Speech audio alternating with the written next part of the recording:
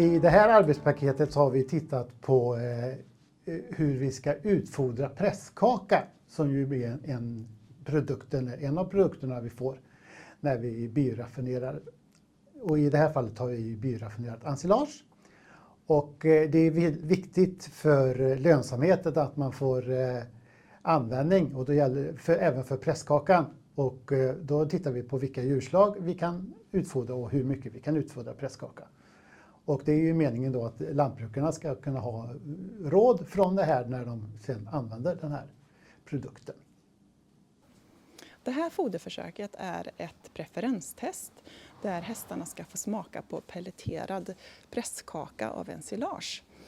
Och försöket går till så att de får 2 stycken byttor i sin box. I den ena byttan så finns det pelleterad presskaka och i den andra så finns det pelleterad lucern.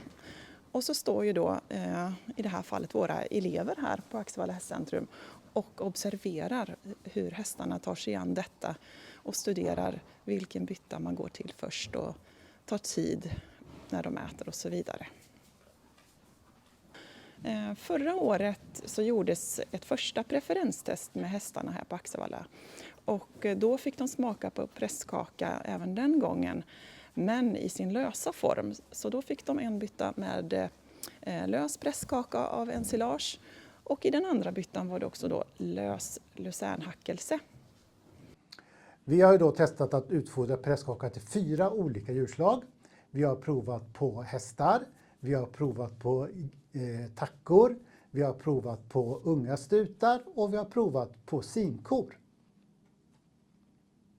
Och resultaten är att det fungerar att utfodra presskaka, men det är inte säkert att det är lönsamt, eftersom det passar bäst till djur som har ganska lågt proteinbehov.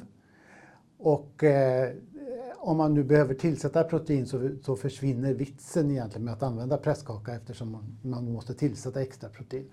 Men det finns ju djur som har lågt proteinbehov, och då är det viktigt att tänka på att presskaka är inte speciellt smakligt, så det gäller att antingen blanda fodret noga med sånt som är mera smakligt så de äter upp alltihopa, eller inte ens ge dem möjlighet att välja utan bara utfodra presskaka. Och då ska man ju använda djur som har ett lågt proteinbehov, till exempel sinkor eller äldre stutar.